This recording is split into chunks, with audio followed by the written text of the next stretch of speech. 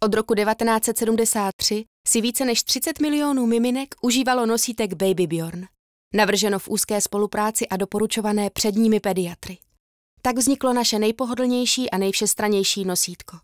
Jsme rádi, že vám můžeme ukázat, jak toto nosítko používat, včetně představení nové pozice nošení dítěte na zádech. Nosítko Baby Bjorn One, jediné nosítko, které potřebujete. V tomto videu vám ukážeme, jak za prvé si snadno nasadit nosítko One, za druhé nastavit výšku správně tak, aby bylo miminko přitulené vždy k vám, za třetí ukážeme vám 3 různé pozice nošení vepředu a za čtvrté, jak umístit a bezpečně nosit dítě na zádech. Nakonec za páté vám ukážeme užitečné tipy a prvky, které vám ulehčí každodenní nošení. Jak si nasadit nosítko One? Nosítko One bylo navrženo, aby bylo kompaktní. To je skvělé pro novopečené rodiče na cestách. Nejdříve si nasaďte ramení popruhy na ramena. Zapněte bederní pás na zádech. Potom utáhněte bederní pás a zastrčte popruhy do poutek. Nyní musíte nastavit pásku mezi ramenními popruhy tak, aby byla právě pod lopatkami. Správné nastavení této pásky zajistí, že váha dítěte bude rovnoměrně rozložena mezi vaše ramena, záda a boky.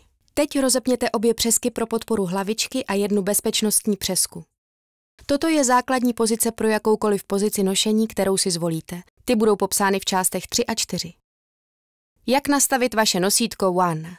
Nosítko One je navržené tak, aby rostlo s vaším dítětem. Pro novorozené děti do zhruba 4 měsíců zapněte zip do nejvyšší polohy. Když jsou dítěti 4 měsíce nebo když měří 68 cm, zapněte zip do nejnižší polohy. Podle zvolené pozice nošení budete používat buď normální pozici nohou s rozepnutým zipem, nebo zip zapněte a dítě bude sedět s širokou pozicí nohou. Nosítko One má 3 různé přední pozice.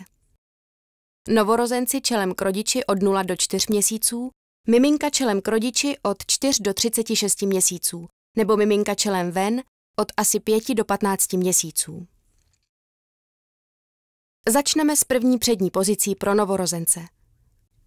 Ujistěte se, že zip pro nastavení výšky je zapnutý v nejvyšší pozici pro novorozence a že zip pro pozici nohou není zapnutý a umožňuje normální pozici nohou. Nasaďte si nosítko do základní pozice popsané v části 1 a dejte miminko do nosítka. Vždy dávejte miminko do nosítka ze strany a ujistěte se, že ručičky jsou pohodlně v otvorech pro ruce. Zapněte bezpečnostní přesku na straně nosítka a zapněte také obě přesky pro podporu hlavičky na obou stranách. Nyní upravte pásky u podpory hlavičky a poté utáhněte ramení popruhy tak, aby vám pohodlně sedly.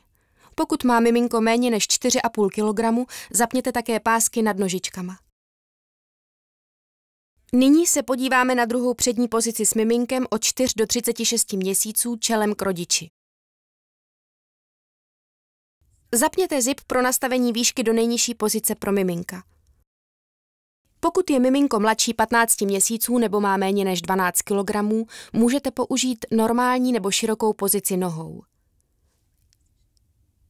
Jakmile je dítě starší 15 měsíců nebo má více než 12 kg, použijte širokou pozici nohou. Nasaďte si nosítko do základní pozice tak, jak to bylo popsáno v první části a dejte miminko do nosítka. Zapněte bezpečnostní přesku na straně nosítka a zaklepněte obě přesky u podpory hlavičky. Nakonec utáhněte ramení popruhy tak, aby vám nosítko pohodlně sedělo.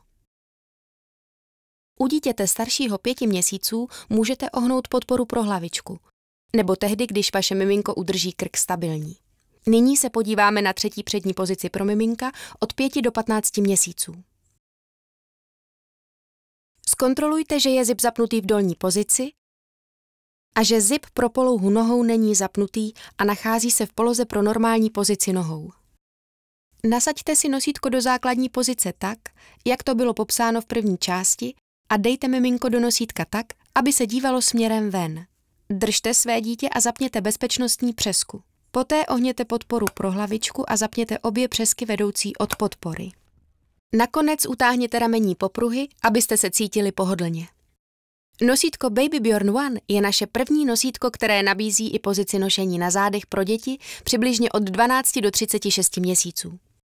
Nejdříve zapněte zip v dolní pozici. A zapněte další zip tak, aby byla nastavena široká pozice nohou. Nyní dejte dítě do nosítka v pozici čelem k vám, jak bylo popsáno v části 2. Uvolněte ramení popruhy posunutím přezek dozadu. Vytáhněte svou pravou paži směrem nahoru. Levou paži protáhněte směrem dolů dolním koncem ramenního popruhu. Nyní jediným pohybem přesuňte směrem doprava své dítě na záda pod svou zvednutou paží. Když máte dítě bezpečně na zádech, nasaďte si znovu pravý ramenní popruh. Levý ramenní popruh si nasadíte tak, že vsunete paži zevnitř pod dolní konec ramenního popruhu. Utáhněte ramení popruhy a nastavte pásku mezi popruhy. Teď jste připraveni. Užitečné tipy a výhody.